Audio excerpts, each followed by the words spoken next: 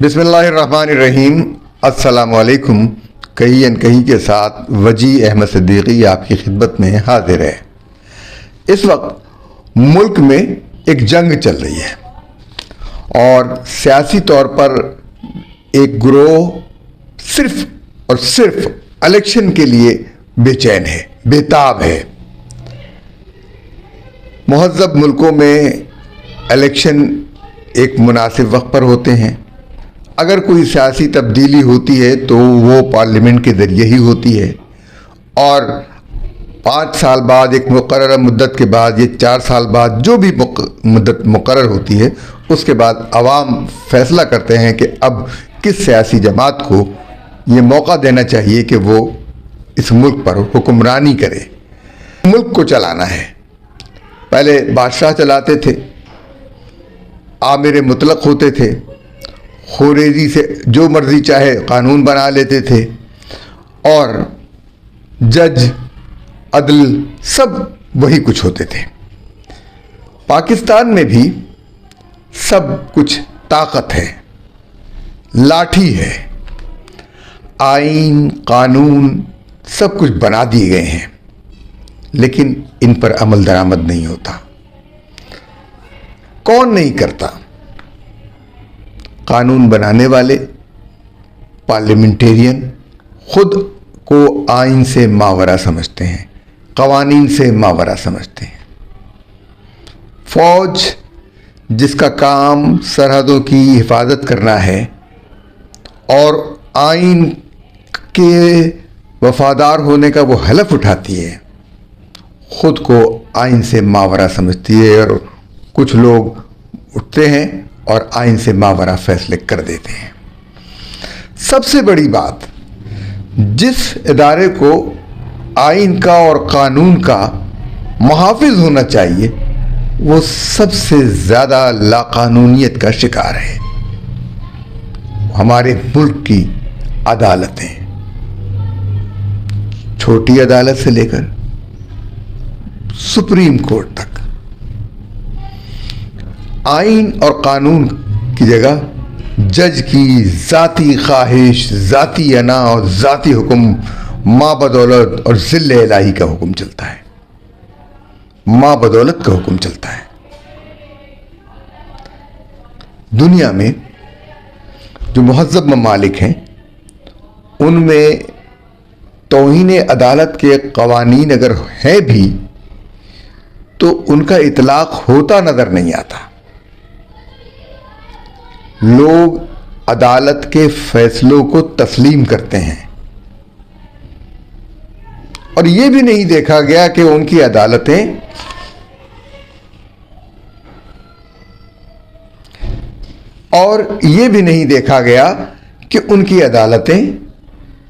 دوران سماعت ایسے ریمارکس دیتی ہوں جو ان کے میڈیا پر آئیں، بریکنگ نیوز کے طور پر آئیں۔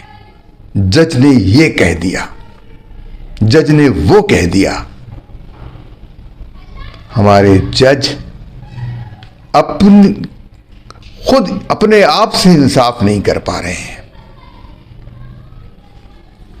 پاکستان کی خوش قسمتی کہیں، بدقسمتی کہیں، کہ اس وقت جو مقتدر حلقے ہیں، جو عسکری حلقے ہیں، انہوں نے یہ کہہ تو دیا ہے کہ وہ سیاسی عمل میں دخل اندازی نہیں کریں گے، لیکن چونکہ امن و امان کا معاملہ ہے، اس صورتحال کا معاملہ ہے کہ جو انہیں نظر آ رہی ہے، اور اس وقت ایسی صورتحال ہے کہ مالی طور پر پاکستان جو ہے وہ پیسے کو، کوڑی کوڑی کو محتاج ہے، اور ایک خطرہ ہے، اور ایک خطرہ ہے کہ پاکستان دیوالیہ نہ ہو جائے، لیکن سرکاری ملازموں کی تعیشات اور ججوں کی مراعات زمین سے نہیں، آسمان سے باتیں کر رہی ہیں، آسمان سے۔ وہ براعات ہیں دنیا میں کسی جج کو حاصل نہیں ہے۔ وہ مراعات ہیں ان کے پاس. ان سے کون انصاف کروائے گا؟ عسکری قیادت کہتی ہے کہ قومی اتفاق رائے پیدا کیا جائے، ملک کے اندر داخلی عدم استحکام نہ ہو. ایک سیاسی گروہ جس کو چاہیے کہ سیاسی بلوغت سے کام لے. ابھی تو آپ کو ایک مرتبہ اقتدار ملا تھا اور آپ کی احماقتوں سے وہ آپ سے اگر چھن گیا ہے تو آپ اس کو حاصل کرنے کے لیے ملک کو داؤ پر نہ لگا دیں.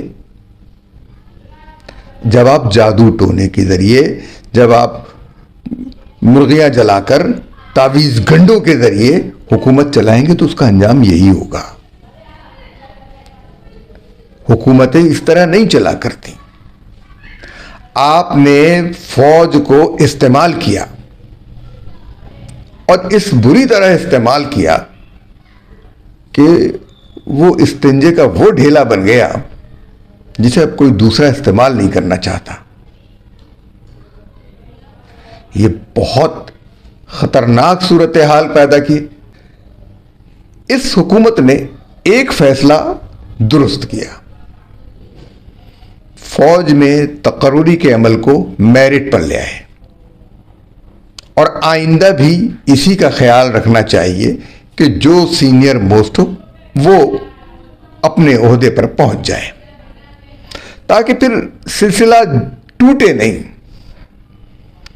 جو ترقی کرتا ہوا آتا ہے اور پھر اس کے بعد اس کے نیچے سے ایک آدمی آگے آ جاتا ہے تو پھر وہ ایمبیشس ہوتے ہیں اس کے پھر وہ چاہتا ہے کہ پھر وہ زیادہ دیر تک رہے.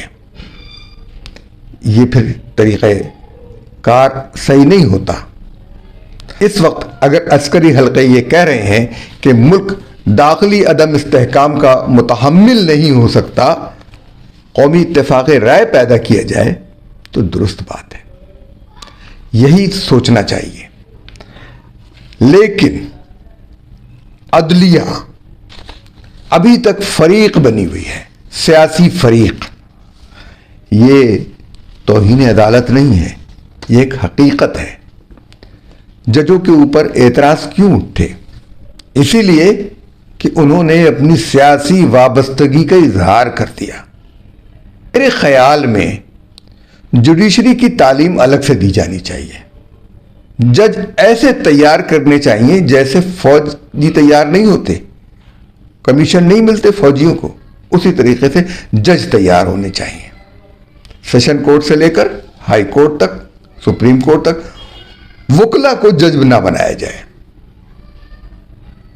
اس لیے نہ بنایا جائے کہ یہ اپنی سیاسی وابستگیاں اپنے ساتھ لے کر آتے ہیں، اس سے الگ نہیں ہوتے. اور یہ ایک انسانی مسئلہ ہے.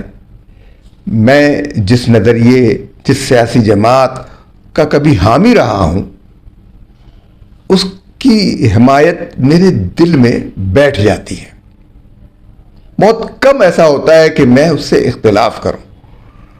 عموماً یہ ہوتا ہے کہ فرد کے ساتھ اختلاف کی وجہ سے لوگ سیاسی جماعت چھوڑ دیتے ہیں. ہمارے یہاں اصل بات یہی ہے کہ سیاسی جماعتیں بھی نہیں ہیں، افراد کی گرد ان کے حامی جمع ہو گئے ہیں. کوئی نظریاتی بنیاد کسی سیاسی جماعت کی نہیں ہے، کوئی نظریہ نہیں ہے کسی سیاسی جماعت کا. اور جو نظریاتی جماعتیں ہیں ان کے اوپر بھی افراد قابض ہو گئے ہیں اور اپنی ذات کو وہ نمایاں کر رہے ہیں. تو نظریاتی جماعتیں ہمارے ہاں بالکل ہی مفقود ہو گئی ہیں. کوئی بھی پارٹی نظریاتی طور پر نہیں کام کر رہی.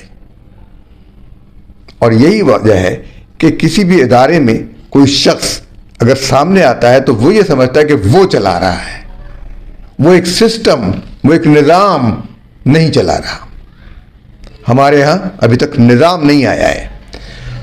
یہی وجہ ہے کہ عدلیہ ہو، فوج ہو، انتظامیہ ہو، وہاں پر کوئی نظام نہیں چل رہا. نظام چلے، نظام سے ادھر ادھر نہ ہو.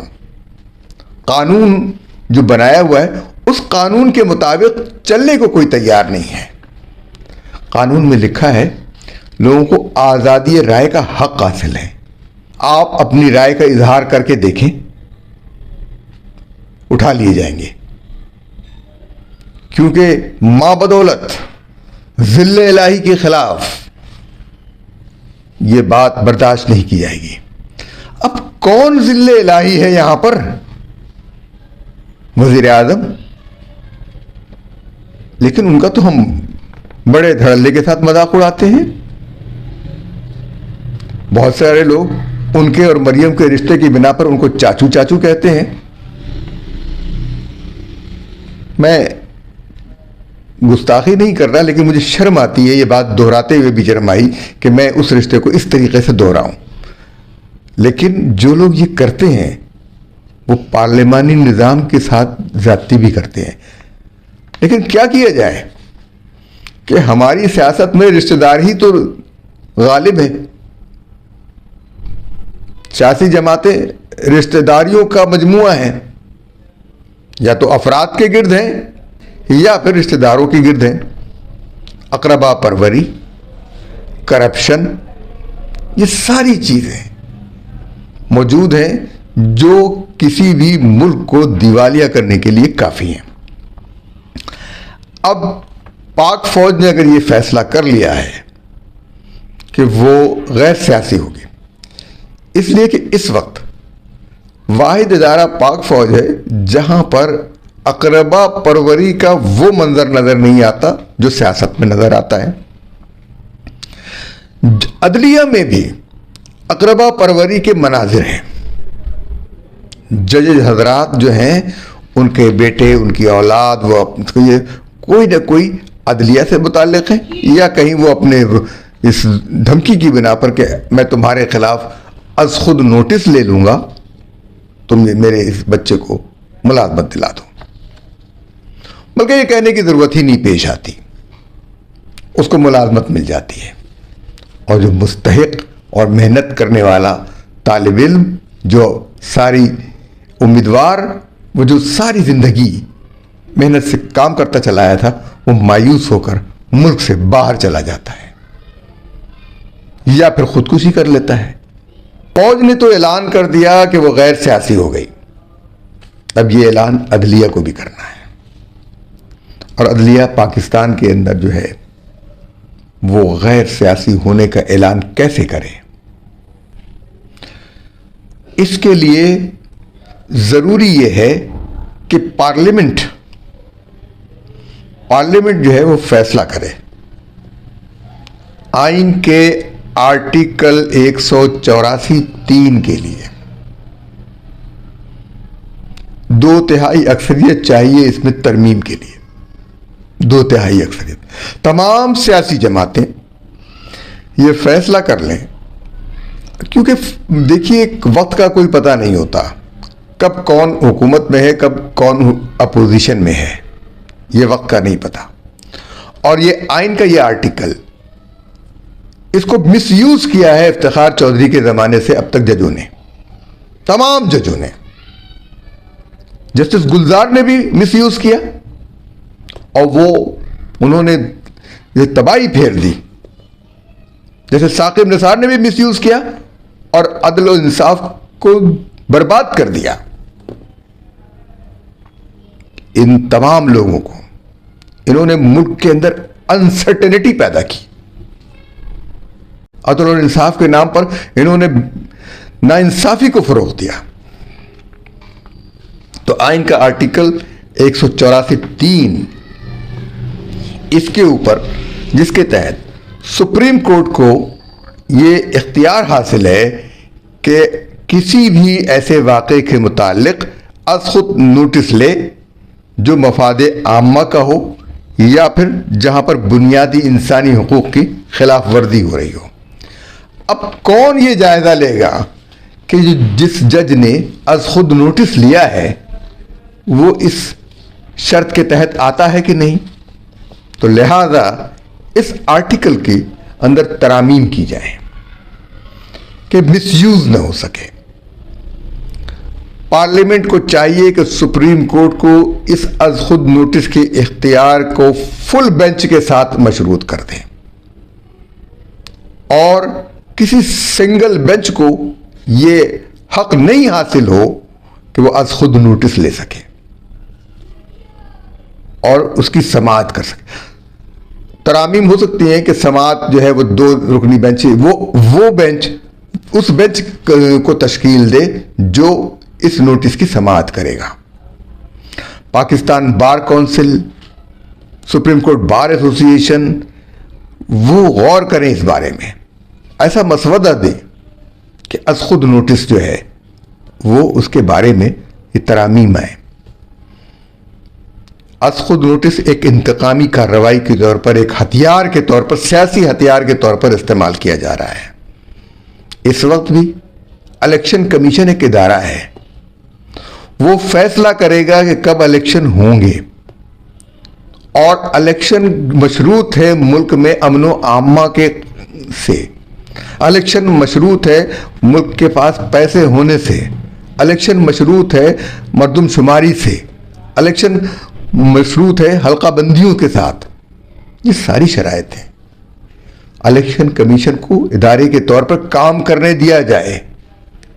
سپریم کورٹ بلا وجہ بے وجہ مداخلت نہ کرے. یہ ابھی بتایا انہوں نے کہ اس وقت 24,000 کیسز انہوں نے اس سال نپٹائے ہیں، 22,000 کیسز مزید آ گئے.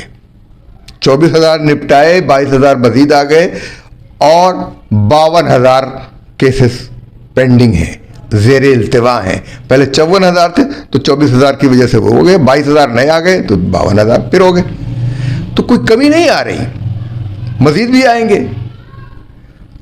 تو 22,000 نہیں 24,000 اور آ جائیں گے، 2,000 3,000 اور کیسز آ جائیں گے. ابھی تو سال جو ہے شروع ہوا ہے. ان کیسز کو بھی چھانٹنا چاہیے کہ کون سا قابل سماعت ہے، کون سا قابل سماعت نہیں ہے. سابق چیف جسٹس افتخار چودھری نے سب سے زیادہ از خود نوٹس لیے، اس کے باوجود 7-8 مقدمات از خود نوٹس کے بغیر فیصلے کے چھوڑ گئے. اب یہ سوچئے کہ پھر کیا انصاف ہوگا. اور یہ تازہ کیس الیکشن کا، ملک دیوالیہ ہونے کے قریب ہے، IMF کے ساتھ شرائط سخت ہو رہی ہیں، عوام کے اوپر سختی آ رہی ہے. فیصلہ تو سپریم کورٹ کو یہ کرنا چاہیے تھا کہ خود بھی وہ قربانی دیں گے، اپنی تنخواہیں آدھی کر دیں گے اور اپنی پینشن آدھی کر دیں گے، اپنی مراعات ختم کر دیں گے، قوم کے ساتھ کھڑے ہوں گے، مفت بجلی استعمال نہیں کریں گے، مفت گیس استعمال نہیں کریں گے، مفت کا پیٹرول 600 لیٹر نہیں لیں گے. لیکن ایسی کوئی کسی بات کا اعلان چیف جسٹس آف پاکستان نے نہیں کیا، بلکہ مزید خرچے کی بات کر رہے ہیں کہ الیکشن کراؤ. اس کا نوٹس لے لیا ہے تو پیسہ آپ دے دیں اپنی تنخواہوں سے، یہ سب اس سال کی تنخواہیں نہ لیں اور الیکشن کے فنڈ میں دے دیں، الیکشن کی مد میں دے دیں.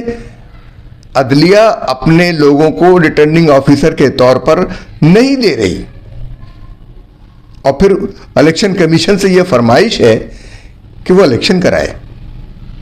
کیوں یہ نوٹس لیا؟ از خود کیوں لیا؟ کیا مطلب ہے؟ یعنی آپ پارٹی بن گئے ہیں، آپ سیاسی جماعت کے کارکن ہیں. یہ کیا مذاق بنا رکھا ہے؟ اور یہ جو اثر ملکی بجٹ پر ہوگا اس کو کون دیکھے گا؟ دنیا بھر میں جوڈیشری جو ہے وہ اس قسم کے معاملات میں مداخلت نہیں کرتی، اداروں کو اپنے کام کرنے دیتی ہے. اور توہین عدالت کا قانون جو ہے وہ ہوگا، مختلف ممالک میں ہوگا، لیکن وہاں ایک اور قانون بھی ہے ان ممالک میں، توہین پارلیمنٹ پر. آپ پارلیمنٹ کی توہین نہیں کر سکتے، اور یہاں تو پارلیمنٹ کا یہ حال ہے کہ جو آتا ہے दो चार तमाचे उसे लगा जाता है।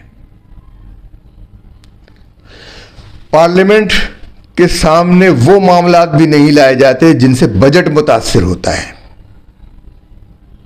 ये जो तेल की कीमतें बढ़ाई जाती हैं, पार्लियामेंट से कोई मंजूरी नहीं ली जाती।